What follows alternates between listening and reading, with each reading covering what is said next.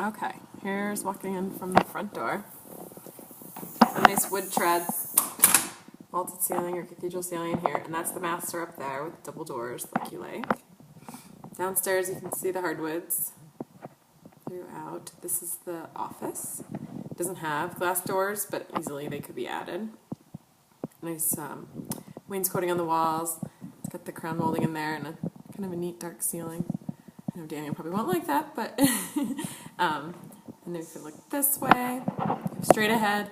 That's the coat closet with double doors there. This is the half bath on the right. I'll go that way next. I'll just give you a quick glimpse of the formal dining room. It's pretty good sized. Just has that one wall there with either faux paint or wallpaper. And this looks into the kitchen. Okay, so I'll come back to that one. I'll try not to make you sick here with dizziness. But everything looks really great here. I mean, I see the walls need some touch-up paint and things like that, the trim especially. So a little bit older tile, but in really good shape. The half bath is really cute. Nice crown molding up at the top. I think everything in there looks really good. So there's that coat closet we talked about. And then from here you can look into the kitchen and living room. And over here is the laundry room. So they did this like custom shelf in here. It's tiled. And then these cabinets, it looks like they maybe built themselves. They're a little beat up, you know, and the walls are really scuffed up. I mean, obviously the mudroom, you know, could use some attention, but definitely a lot of paint needed here. The garage is really good size. You know, with the two separate doors, it's definitely big enough for two good-sized vehicles. High ceilings in there. It does not have the door down to the basement that we've seen a lot. Has sprinklers. I saw the controls in there. So this room is obviously well used and just a little tired. And there is tile underneath this. I fold the rug back, see? So the hardwoods continue through the kitchen. To my left, this is the door to the basement, which is finished. We'll look at that after. But this would be the kitchen and the living room. It's not a huge family room. It does have 9-foot ceilings in here. Kitchen's really pretty, but there is a lot of wear and tear in the cabinets. I don't know if you can see all that. Really nice crown molding up there. I'm trying to go slower, sorry. You know, nice. It has the, I think it's Galaxy Black granite, or maybe it's Uba Tuba. Either way.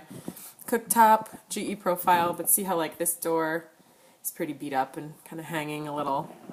Several of the cabinet doors look that way. The windows still look great, so they must have been really good quality wood windows that were installed. It's either the older kind of raised panel oak doors, and then going in here there's a really cute butler's pantry. So for some storage, and obviously they do the coffee in the microwave there, and then there's an awesome walk-in pantry, which is super convenient right off the kitchen. Really good sized. And then it connects through to the dining room again. Not the biggest dining room we've seen, but that's a really wide table, and then that console table on the back is bigger, much bigger in person than it looks on this screen. So the living room, then, you'll see, isn't really that big. I mean, I have this one sectional. It's a wood-burning fireplace. You can obviously convert to gas, but that's all brick that's been painted over. It's got the wainscoting on the wall. Same thing, could use some touch-ups, you know. The wood floors in here, I think, are the same. They're just a little lighter from all the fading. And then it goes out to the backyard. And over here, there's kind of this extra living room sitting area. In the photos online, I couldn't quite tell where it was, but they have it set up like it's a bar. So, I mean, I don't know if this would work for you as like the playroom. They must have patched something up there, I see. And these doors have, you know, paint all over the glass, so they're probably working in this room, but I'll find out. I was going to go upstairs next, but I'll take you outside real quick. There's not a lot of yard space, not a ton of privacy either, you'll see. Nice hot tub. You know, the pool is great. They have a screen system around it, but that, you know, definitely is it for the yard. And as you can see, all the backyards kind of back right up to each other, so with the metal fencing there, the gates, you're really not getting a ton of privacy. So maybe you could add a little privacy fencing, like more like that wood one there.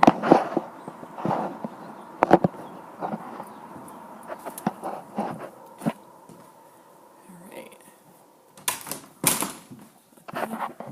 this is the door to the basement. I am not sure Daniel would be able to stand in the basement. It is nicely finished.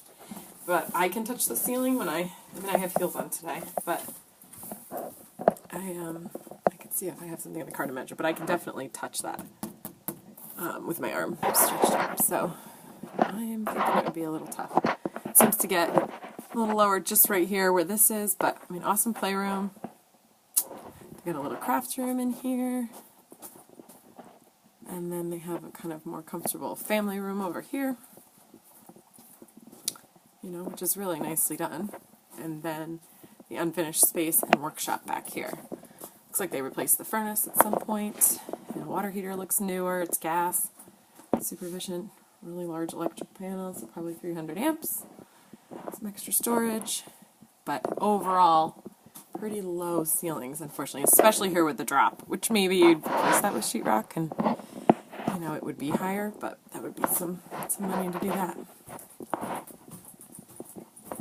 Alright, I'm going to start it again when I get over at the stairs to go upstairs to save space.